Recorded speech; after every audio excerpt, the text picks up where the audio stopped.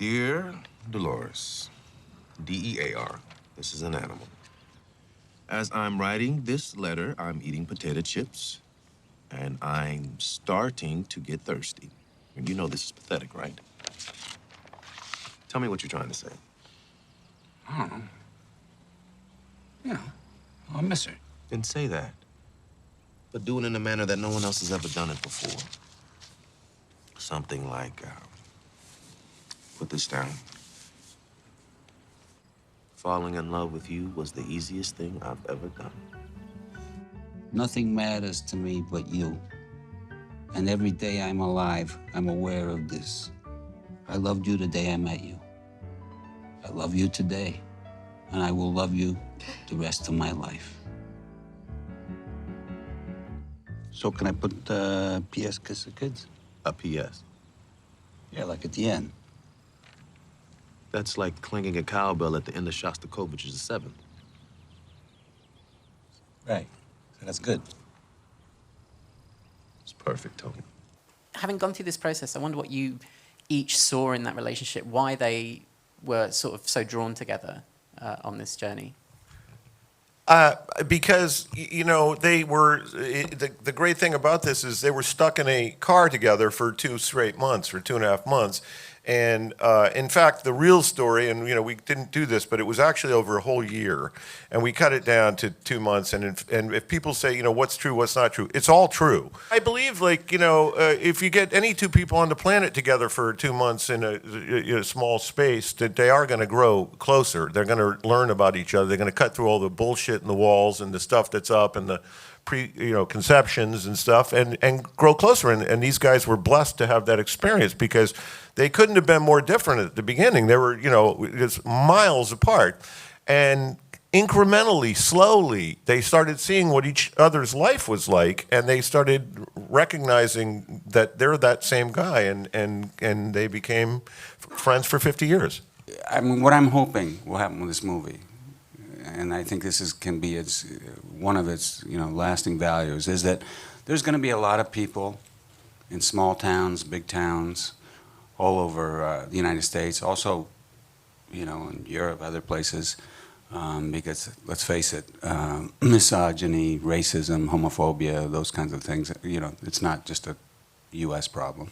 People will take their families, white families in Texas and Alabama and all over the country, will go out on a weekend and say, hey, let's go see that movie. I hear it's really funny, and it's a great road trip movie, and it's supposed to be really good. I heard it's good. They'll go see it. Whereas if somebody said to them, well, it's a movie about racism, and it's about, the pre-civil rights, and they'd be like, let's go see something else, with the family. They're going to go see this movie because it is so well made and so entertaining, and they're going to come out, I think, thinking differently, whether they come out and say it, whether it's completely conscious. You can't possibly come out without being affected by what Mahershala's character goes through and what we go through and the lessons that my character learns on their journey. And I think there's, even for people that are of a certain age or are well-schooled in what it was like in the pre-civil rights South, they're going to learn things in this. What I loved about this story and about this gentleman in this time is that if you go back to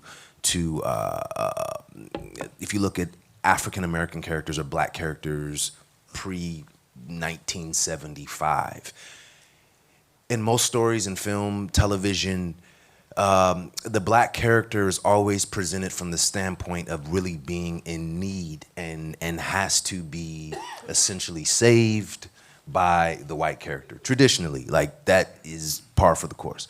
And what I loved about Shirley was that he was so empowered, and he could have at any moment basically left and gone back to New York.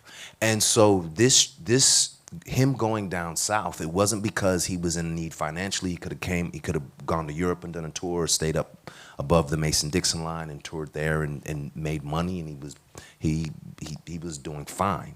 And so him going down through the South, the segregated South during this time was really a choice to sort of put himself on the front line and expose the South and that community to a man who was educated beyond what was educated, cultured, intelligent in a manner that went beyond the stereotypical point of view of a white Southerner at that time. And so he was there sort of trying to push the boundaries just by his sheer presence.